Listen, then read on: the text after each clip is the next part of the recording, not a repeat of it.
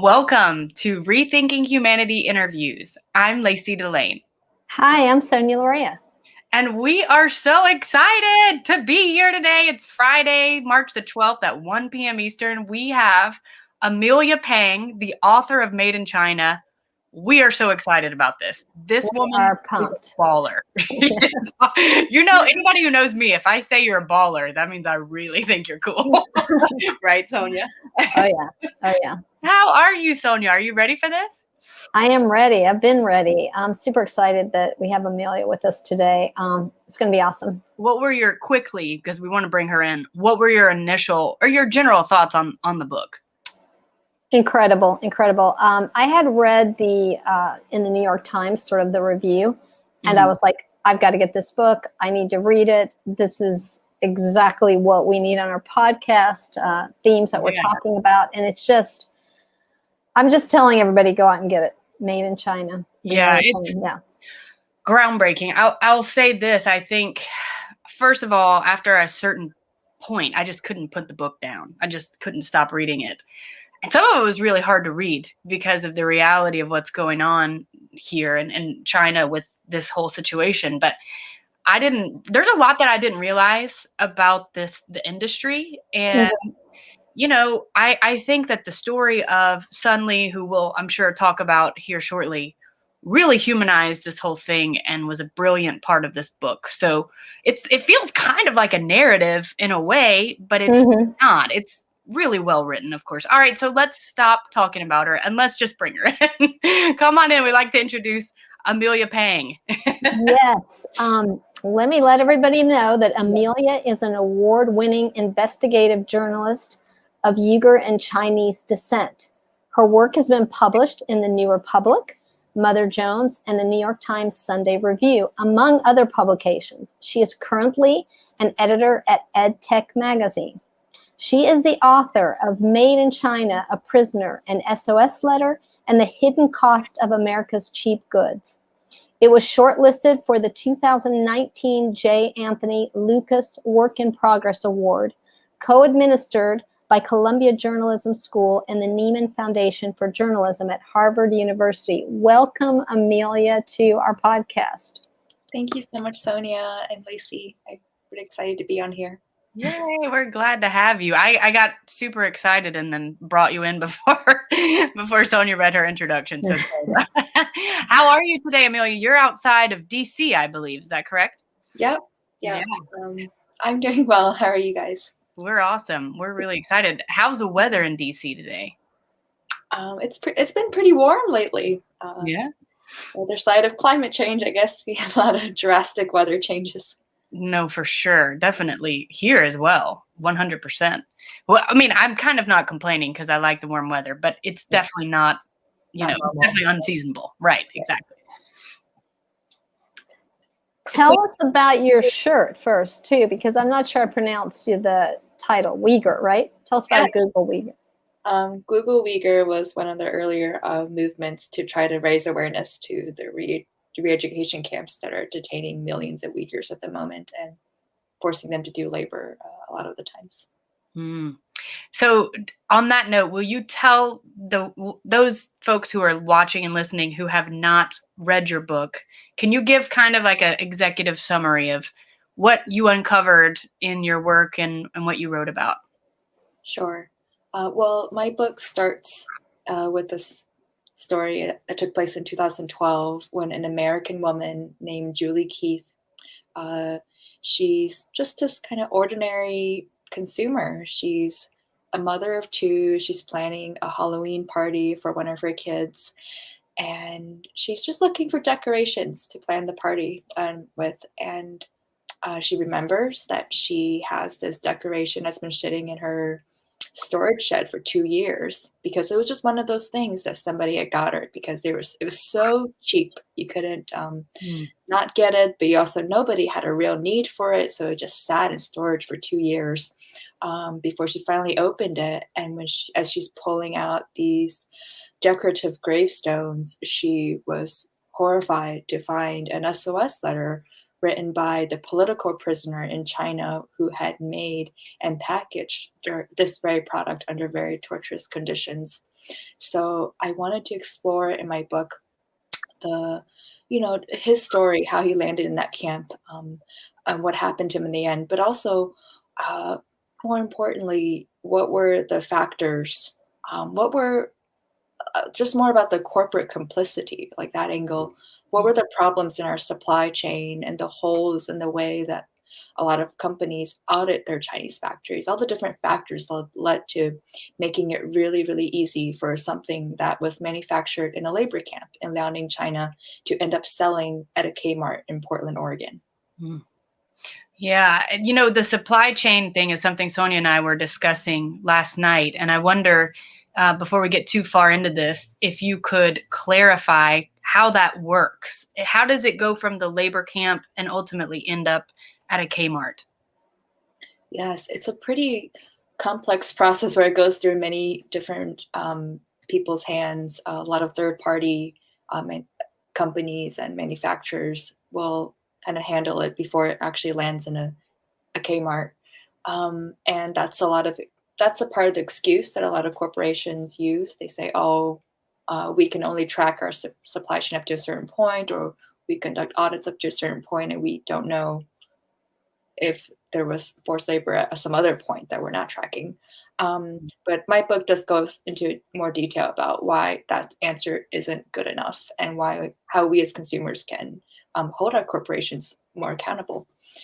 But what that process usually, how it happens is, you see a company like H&M or Kmart or Walmart, any of them, if they, let's say they'll place an order to an official supplier, one with typically decent working conditions, or should be decent working conditions. They should have people coming in to check and inspect the factories. And these audits would typically inspect for things like the quality of the products, the quality of the equipment. If they're paying a little more for the audit, they might check to see more details about the workers' rights, the official employees of the factory. But a lot of these audits can't detect the kind of hidden subcontracting that happens. Because, rarely do you have a factory that actually manufactures everything from scratch, from raw materials to the final product. Usually there's a lot of moving parts that are subcontracted to various factories. And usually our brands are tracking a lot of those. You have first tier suppliers, second tier suppliers, and they do have a list of all the different places, and they do have control over where their factories are subcontracting to make sure it's also good working conditions and good products being made in those subcontractors. But there's also a lot of illegal, or what's called unauthorized subcontracting that happens.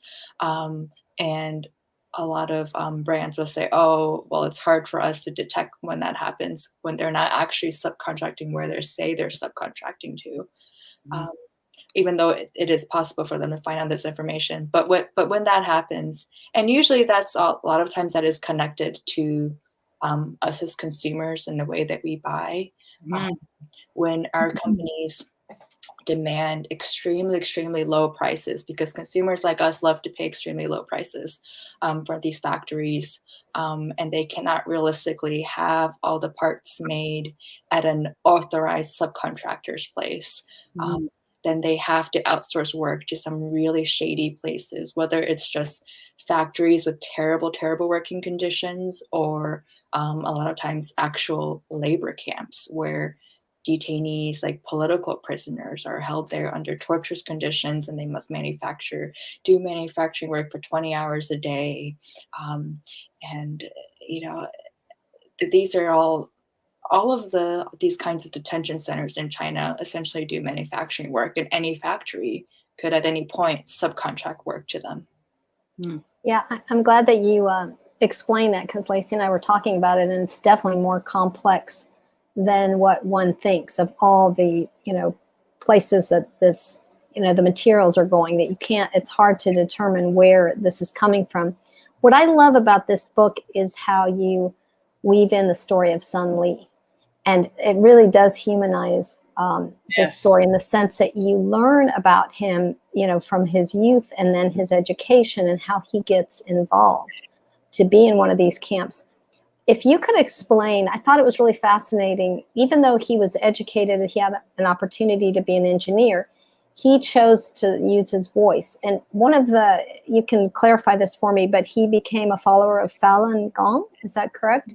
And if you could tell our listeners what that is and that process of how he got there. Yes. Falun Gong is this religious group that was banned in China in 1999. And since then, they've taken on like a lot of some really interesting political activism, like pro-democracy work. And, a lot of people think they were banned because they just have this unique ability to organize these kinds of mass protests and other kinds of dissident activities that is difficult to organize in China and extremely dangerous to organize in China. And that is a threat to authoritarian regimes like the Chinese government. So they are one of the groups that are being targeted in these labor camps and detention centers.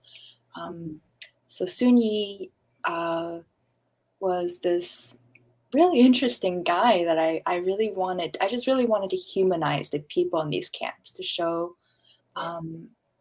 what were the things that made them tick and what were the things about them that were maybe more similar to you and I. He was just this human being in these labor camp, and it could have been any one of us in some sense. Yeah. He had grown up in kind of a rural area, but he was really, really intelligent and managed to get into a college that he wanted to go to and get a scholarship. And he went to college during the 80s when China was opening up for the first time, and he was interested in all these Western ideas. Like he loved reading Hegel, and he was just such a curious-minded individual, and that led him. And it was just so unfortunate that he was this person with all this potential, and then he just ended up in a labor camp, working 20 hours a day. And just the nonstop repetitive movements of the job and the it really kind of slowly reduced him from this person with this rich inner world to a person that was almost half dead, zombie like, just this mechanism doing repetitive motions, manufacturing cheap goods for Kmart.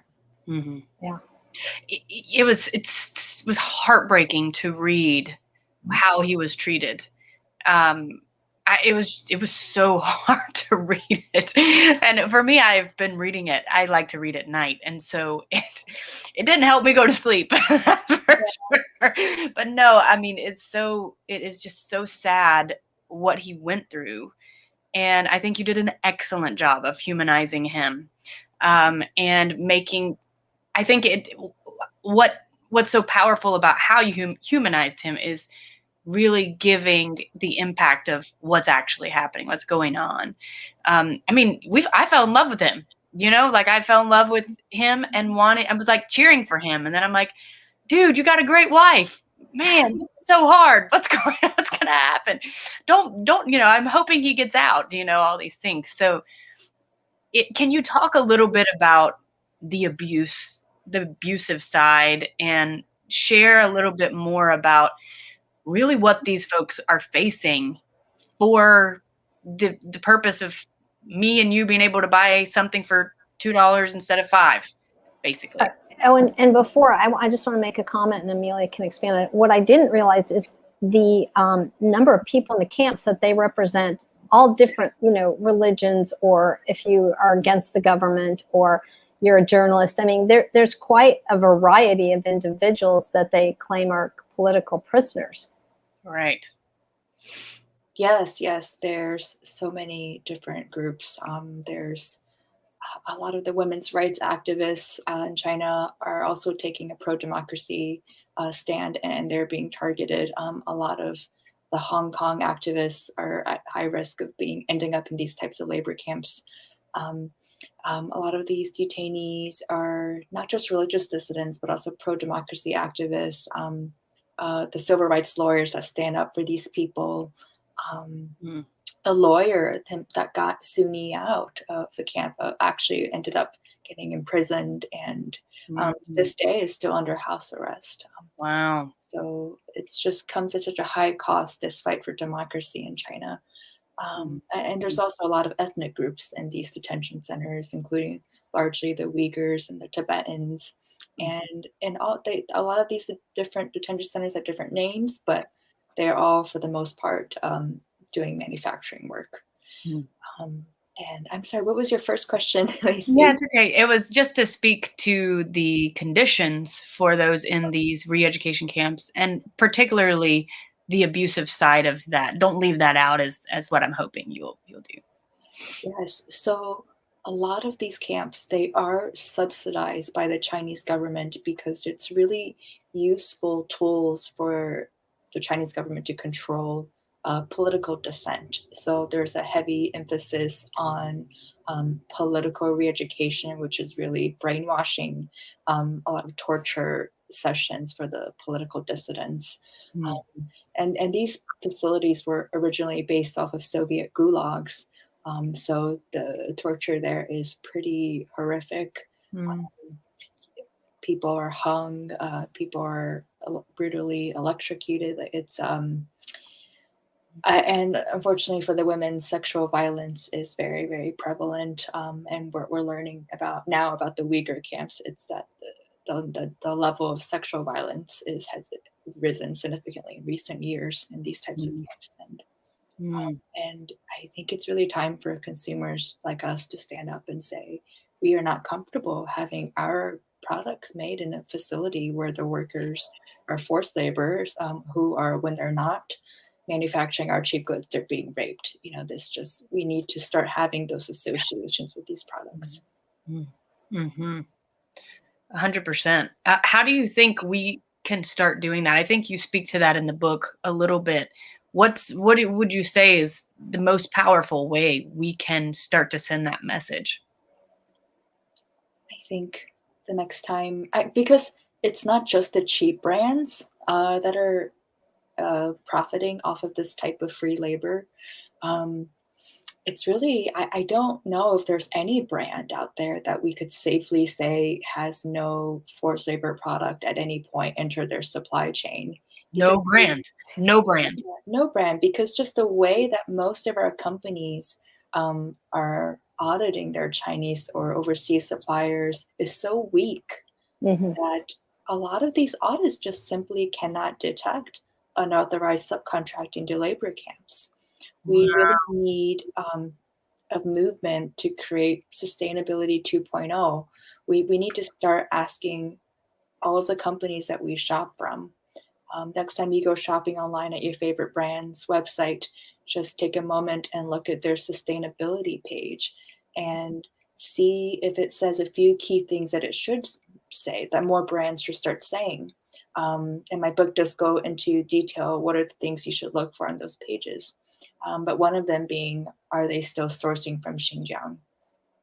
Because that's one region that we're recently finding out about just how high the forced labor there is.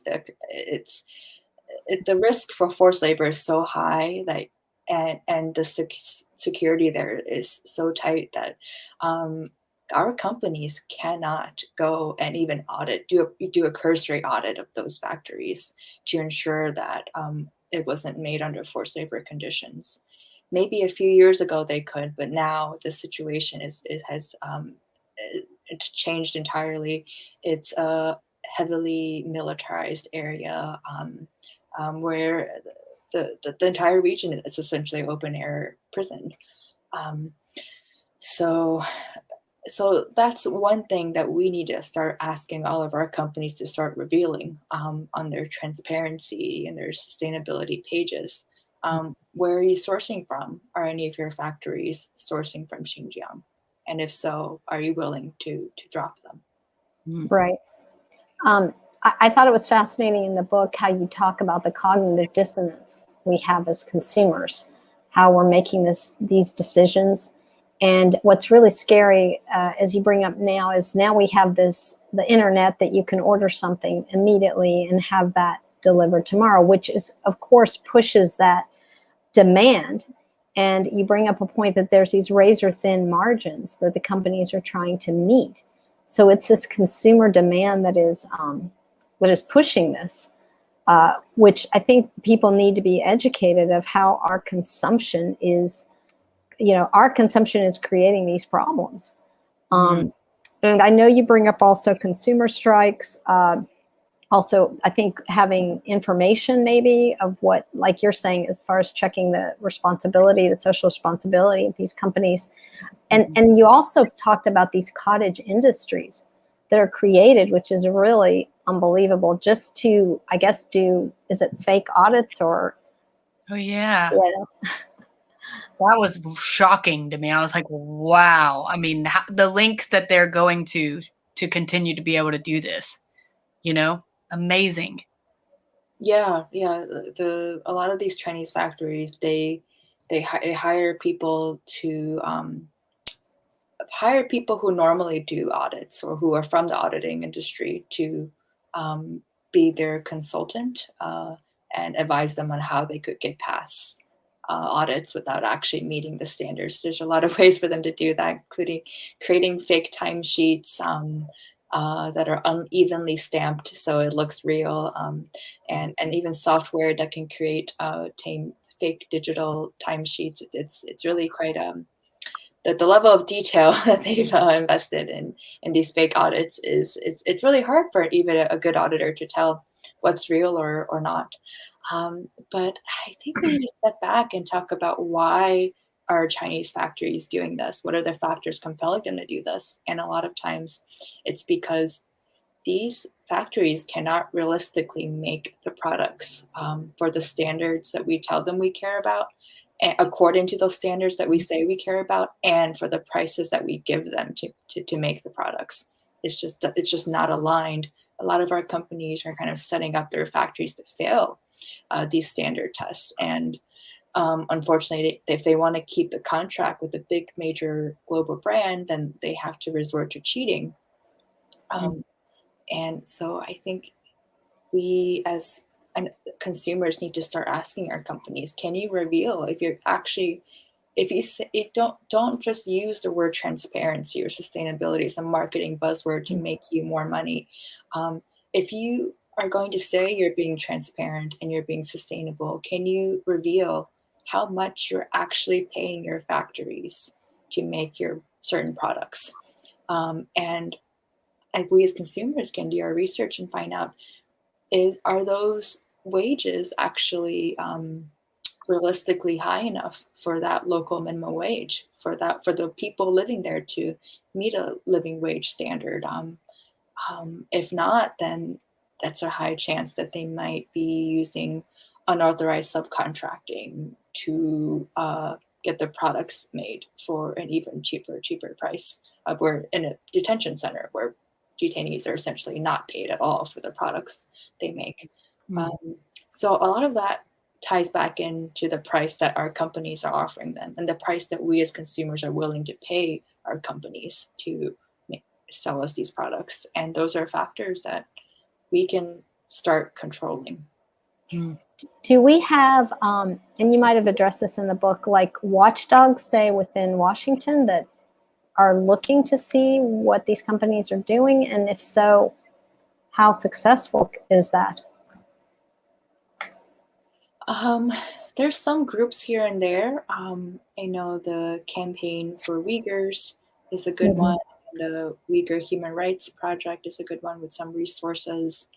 But I don't think there's there's one like website I could point you to that lists all the factories that are good, or all the companies that are good. I think we really need to kind of have a collective shift in how and pushing how our companies, what's the norm for doing business overseas. One of the ideas that Erich Fromm had in his book To Have or to Be, which is part of where we take some of our content for the podcast, was consumer strikes. In his mind, it was necessary for us to change the way we're consuming, to consume in a way that he called called sane. He called it sane consumption. And so I'm wondering if you feel like, and what he said was that doing consumer strikes could help get us to a place where we could have sane consumption, where we could build a society where we were consuming in a sane manner, because right now we're not. It's just insane. It's overconsumption to the max. And so I wonder what your thoughts are on how consumer strikes could work to help with this situation, or bring it into the situation, because I thought that was a really great idea. And I wonder if you think that that would be successful as well. Absolutely. I think it can be successful, especially with what you're saying with Gen Z, this new generation that really cares about sustainability and ethical consumption and the environment, and they're willing to put their money where their mouths are in a way that previous generations, including millennials like myself, may not always have been quite on top of that. This is a generation that's willing to pay higher prices, that's willing to thrift more. Like, that's just so much a part of their culture. And as this younger generation, gets older and gets the careers going and have more purchasing power, a lot more companies will start paying attention to what they want and responding to that. So I think there's definitely hope for consumer boycotts. And one example of that historically is the protests against Nike sweatshops in the 90s, right? When we were first learning about that on the larger scale, universities across the US and even over the world started boycotting Nike, university students. And that's kind of a key part of Nike's customer base. That's true. Young people, the cool kids, right? And to have Nike be so uncool for that population was a problem for them. And maybe it didn't hurt Nike's bottom line in the long run, but it's sure this kind of consumer-led protests scared them enough that scared a lot of companies, actually, that they all started doing audits at that point. They didn't even do audits at all before that. Wow. It was an unprecedented phenomenon for them. And so it was really a push in the right direction, a significant push in the right direction. But it didn't go far enough, because a lot of the audits are very vague, or companies don't even really show what they've found in the audit report a lot of the times. So we as consumers can definitely pick up that momentum again and push our companies to do better audits and to show more information about what they're doing to actually help their factories succeed in meeting the standards we say we care about, and what are our companies doing to actually deter their factories from using forced labor. These are things that we as consumers and a lot of our companies that we buy from can control. Yeah, I think the social media part is huge now in the era we're living in. I was amazed. I learned a lot in reading the book about how, historically, how when we opened up the trade with China, wow, that exploded. That was huge. I also learned about the consumptive demand clause that actually is like a loophole to allow that labor, which was just recently, right, with Sanders and a couple of other legislators, that they changed that. I mean, there's a lot of things I didn't even know. Right. Right. The consumptive demand clause didn't really change until 2016, as recently as that.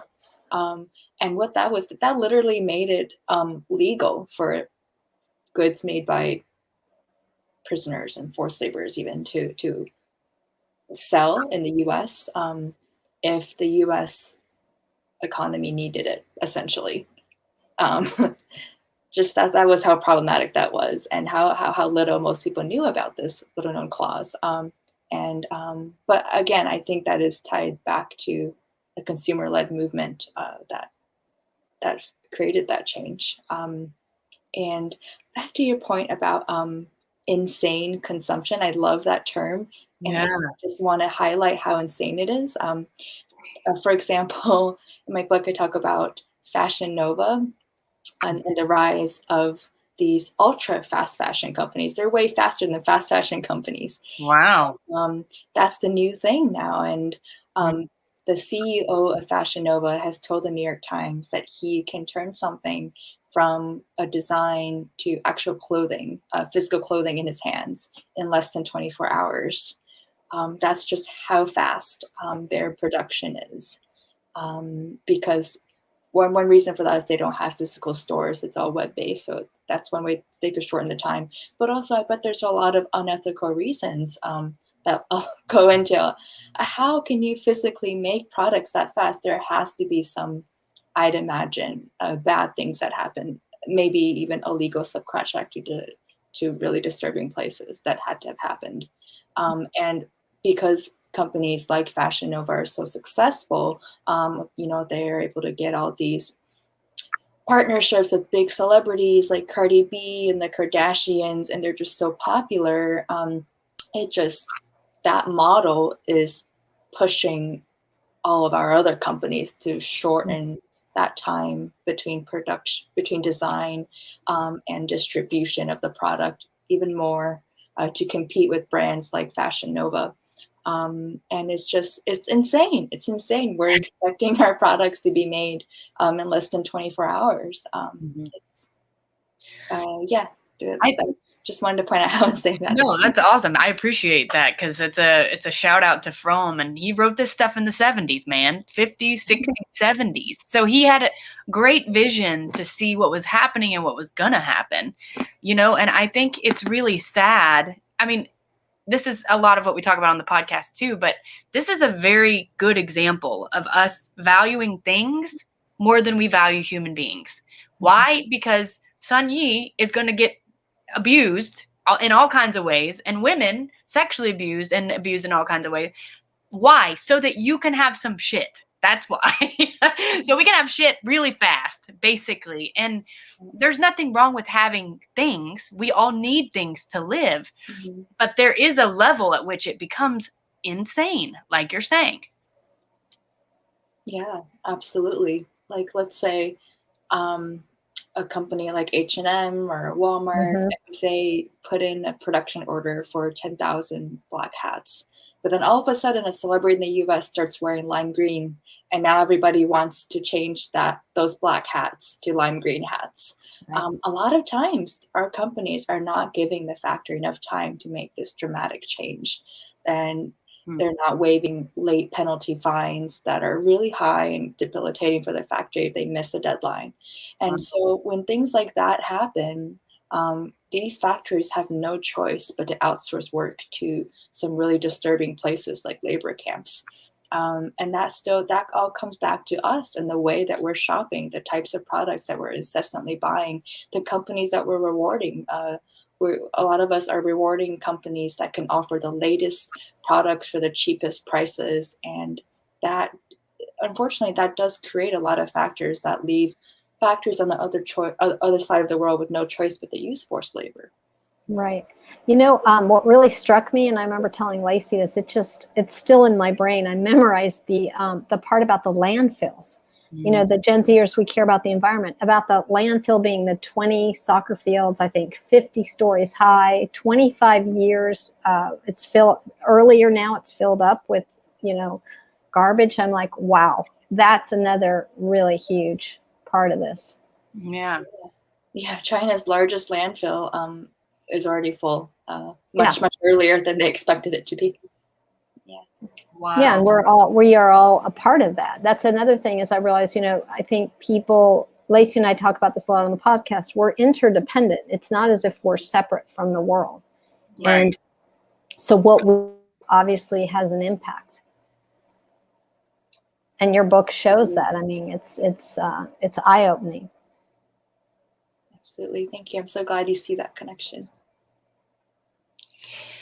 One thing that I thought was super interesting was you mentioned in the book that when people are aware that this type of thing is happening and the products that they're looking at buying are being produced by forced labor, they tend to not want to buy the products. But what's more effective is how quickly, the timing of it. So if someone is at the store and they're looking at this and they're like, I want to buy this, and then they find out it, like right before they're going to buy it, then that it's been made by forced labor, they're a lot more likely to decide not to make that purchase.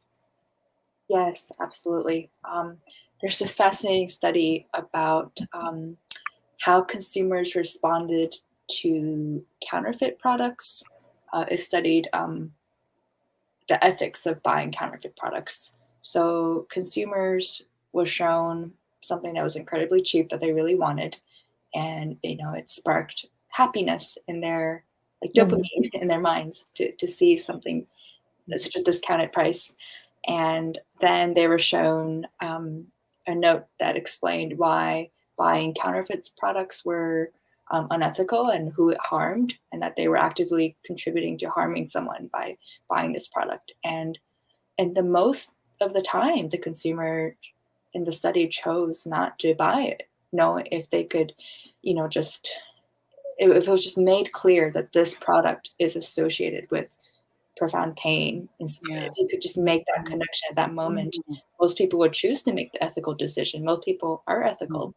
But the author of the study who I interviewed said, unfortunately, it's really a short time frame that those connections stay with us, maybe only half hour max before they might be willing to buy the product again. So that, our ability in our minds to hold information is evolutionary. There's a reason for that. Like, we have to be able to focus on one thing, and maybe for a lot of people, the most important thing to focus on when you're buying is the price and whether you could actually afford it and how much you love it. And then when you're focusing on those things, you cannot actually focus on everything you have learned about the different abuses that went into manufacturing products like this. But I do feel hope for change, because that study was about counterfeit products, not products made in a labor camp. So I think the level of horror that are associated with counterfeit products is definitely different from the stuff that we're talking about and my book talks about.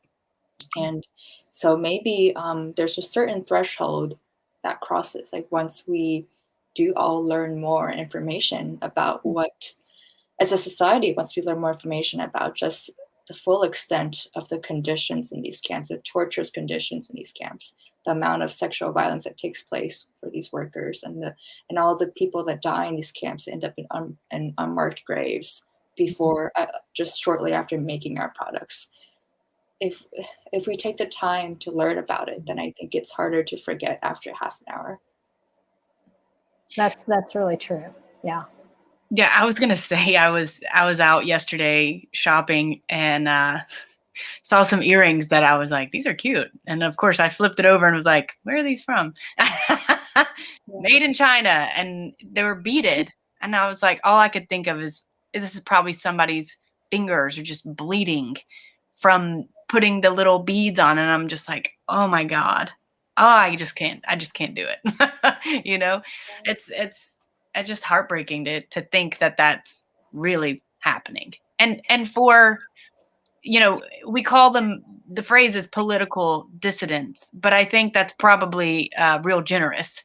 I mean, folks go to these camps because they don't explicitly agree with everything that the Chinese government says. I mean, it can be for something as little as that. Is that correct?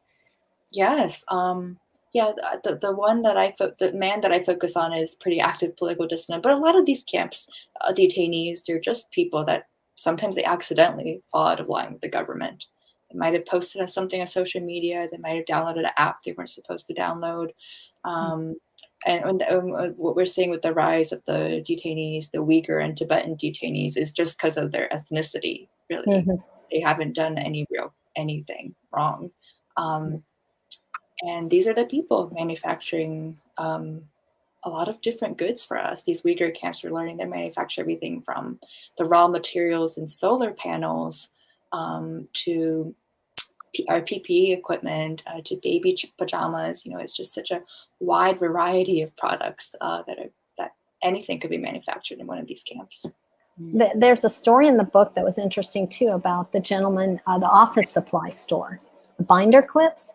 What I found fascinating is I think it doesn't really have a big company, but probably middle size. And he notices the price goes down on the binder clips, but he actually has to travel to China and do his own research. And I think you said he was the only, person who ever got, was able to take them to court and get an award on this, because I'm thinking it's going to be really challenging for companies to even pursue getting this information.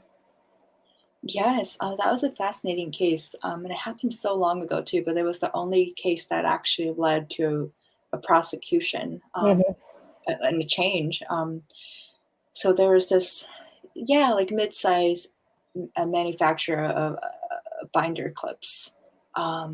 It's this American company that sold binder clips, and they suddenly couldn't compete because their competitor, which also was supposed to be an American company, just started manufacturing them for incredibly cheap prices.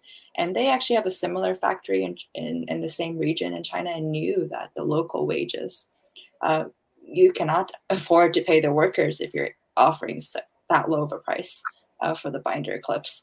And so he decided to check it out. Actually, at first he called the U.S. government. He called people in, I believe it was Customs and Border Patrol and those kinds of departments. And they all said, oh, yeah, we're aware that this happens, but we're not gonna. The way that he actually testified in Congress about this, so that's how I was able to write about it. But so according to transcriptions of the congressional hearing, he said he was under the impression the U.S. government was not going to do anything about it, and there was not much the U.S. government could do to help him. So he decided to go visit that supplier in China that he suspected was using prison labor to manufacture the binder clips. And, it was a great risk for him to do that. He could have gotten into a lot of trouble for doing it, but he went there, he videotaped the trucks leaving the factory and going, and he even managed to look inside the truck before it left to see that when it was parked during a traffic stop, to see that the binder clips were not assembled. And he saw the truck go to a women's detention center. Wow. Yeah, and then it was parked there for a few hours, and then it left. And then he followed the truck, and at the same traffic stop, he looked in again, and he filmed with his camera. The binder clips were now assembled. Wow. Brought back to the manufacturer that the company in the U.S. said they were sourcing from, and that's how they were able to lead to end in a prosecution and then to have that supplier stop manufacturing products for the U.S. But it just took so much work on this one individual businessman to accomplish that, and I think most people are not willing to risk their lives to do that. And we do need more help from the government side. Yeah, I mean, it's a big risk to go and do what he did, and also what you've done. I wonder if you've felt any fear around any consequences that you might have expected or might have not expected out of writing the book. It's such an important story to tell, and I want to thank you for writing the book, because it takes so much courage to speak out on these things. And so I wonder for you, how has the experience been with releasing the book and writing it? And have you been afraid at any point in time around, just all the information that you're letting out? Thank you. I've gotten a lot of attacks on social media from Chinese trolls. I think they're with the Chinese government, but they are pretty degrading things they say to me. Hopefully I don't actually ever meet any of them in real life. Luckily, with all the virtual tours, I can't meet anyone. Otherwise, I wonder if I'm doing a bookstore event, they could show up and I could get attacked potentially. But no, none of that has happened. So I think we're okay. for the time being. But yeah, I actually did go to China to do reporting, and I was nervous when I was doing so. So when I went to China to do reporting for this book, I went to a detention center in a couple detention centers in Shanghai, and one of them, it was supposed to be a drug detox center, but when you show up and you talk to the guards there, they call the people inside prisoners, and they openly acknowledge that the prisoners are doing manufacturing work. I told them I was from an overseas company that wanted to buy products from them, and the guards were all like, okay, yes, absolutely, we can sell you things. The prisoners here do all kinds of manufacturing work. And I spent a lot of time following the trucks that left these camps to see exactly which exporters they're working with. And they were working with all kinds of exporters, including an official Apple factory. Wow. And there was a pharmaceutical, there was a company that made pet products.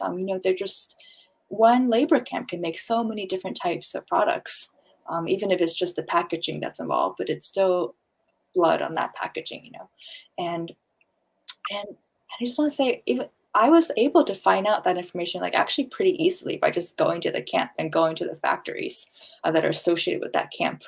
And if I, as an individual journalist, can find that out, then companies with millions of dollars that dedicated towards their so-called audits can definitely find out more than what I was able to if they were just willing to follow the trucks that left their suppliers to see exactly who they're working with, because it's not hidden. If you walk around and you talk to the guards at these camps, they will tell you a lot of information about what they make and who they're working with. Well, that's an excellent point that you say these other companies, they have the resources to find out. And I think it's our responsibility to educate people as much as possible what's going on, so that we as the consumer can have a voice, because it's just horrific that, like to Lacey's point, that this consumption is killing human beings. That's basically what it boils down to. Yeah. Like, not just slowly, but just in places that are literally gulags, Chinese gulags. And I did learn, I didn't realize how repressed the Chinese society is. That was very fascinating. And you also bring up, I think in 2022, about the facial recognition is coming on board. That's unbelievable. I mean, it's just going to change the way the world is, specifically China. Yes, especially in Xinjiang, they have this AI-enabled cameras that can just record everything and everyone in real time, and the artificial intelligence can flag whenever someone does something that looks suspicious to the government. And it could be something like, oh, this person didn't attend a nationalistic, patriotic flag-raising ceremony that they were supposed to attend. We think that's problematic, and the police are going to visit that person later. Maybe put them in a labor camp for that. So it's just easier and easier to make a little mistake and land in a labor camp. Do you think that the main motivation behind the government for how strict they are about, following what the government says is just so that they can imprison people for the sake of their economy? Do you think that's one of the main motivators? I think economics definitely is a big part of it. Not all the camps are lucrative, because they are run by the police and not necessarily by business people. So a lot of them do have to rely on heavy subsidies from the Chinese government, because it's such a useful political tool for the Chinese government. But the economics is definitely a strong factor. For example, in Xinjiang, where there's millions of Uyghurs alone being detained in these camps, that's one population where millions of them are. And that's just one type of population in these camps, many different groups in these camps. And in the Uyghur camps in Xinjiang, what we're seeing is each time the camps expanded and the crackdown on the Uyghurs worsened, it was actually tied to economic development in that region. Xinjiang, it's in northwestern China, so it's a huge strategic trade route for China. You know, it connects China to Europe and even connects China to the Middle East and Central Asia. China has invested a lot of money into developing that region as an economic. It's a key part of China's Belt and Road Initiative, which is this $1 trillion economic development plan that is too big to fail. Mhm. And unfortunately, the other side to this economic development plan is that you are seeing a rise in camps and a heavier repression on Uyghurs. Do you have any idea of what the number of the population, what percentage of the population are in camps? Any ideas? I know that's a specific question you may not know, but just curious. It's really hard to say because we don't have a full data set of how many people are actually detained in all these different facilities. The Chinese government doesn't release it. We just have bits of data from different organizations and journalists that have managed to put things together, but I don't think we have a full picture. So it's really hard to say. Some estimate as high as 20%, but I don't know if there's actually a data point that can give you. Jeez, that's a lot. Yeah. Yeah, I would say though, Lacey, based on what Amelia was saying, this is economics driven. I mean, China wants to be the number one economic power, and I can see that where they're going with this. Yeah, it makes sense to me that would be a huge motivator. Like, we want to grow the economy. This is a way that we can get people to do free labor and grow our economy and become more powerful, basically. Yeah, and the Xinjiang region where the Uyghurs live. So the Uyghurs are people with darker skin. They're Turkic people who are not Han Chinese, and they historically have had a really hard time in China and years of oppression. So there's been some small scale protests in that region, and the Chinese government is really nervous about any kind of protest that could potentially disrupt their trade in that region and all the different shipments that are going through that region. So that's another reason why a lot of Uyghurs have been disappearing into camps, is to prevent them from participating in any kind of civic. That makes sense. Anything that is a threat to them or might become a threat to them, sounds like, based on what I read in your book, they're shutting that shit down real fast. Yes. Before you can even organize something, they're shutting it down. Yeah. Unlike what we saw in the 80s, when you actually could still do some protests, but after that, 89 student-led Tiananmen protests happened. They've been really quick to shut things down, and that's why you haven't seen anything really like it since. Right. And bringing it back around to the protagonist in your story, as I recall, they're trying to also make him accept the Chinese propaganda, right? There's the brainwashing aspect, not just you can't follow your path. You have to accept what we're telling you. Yes, absolutely. Even ethnic groups and not just political dissidents. Most people in these camps have to take patriotic classes where they have to show their allegiance to the Chinese Communist parties. They love China. They love Xi Jinping. They sing patriotic songs about Xi Jinping. It's almost like North Korea. It's crazy that this is happening in China. You don't normally hear about it, but right. I wasn't aware, and that book is, like I said, your book's phenomenal. It's eye-opening. How long did it take you to write it? I'm curious. A long time. Too long. I started working on it in 2016, but yeah, some parts have been harder to write. There are definitely parts that I was crying myself when I was editing it and rewriting it. Some parts were just so hard to read read the transcripts and read the interviews. But no, I'm so glad that it's finally out and people have responded. People like you have responded so well to it, and I appreciate everyone to take action. Yeah, it's the take action. It really is motivating, I think, myself and Lacey to speak out about this and to do what we can in our world. Yeah, and I mean, we're huge fans of the ideas behind decreasing consumption, and this is a blaringly obvious, hey guys, we got to chill out. This is really not helpful.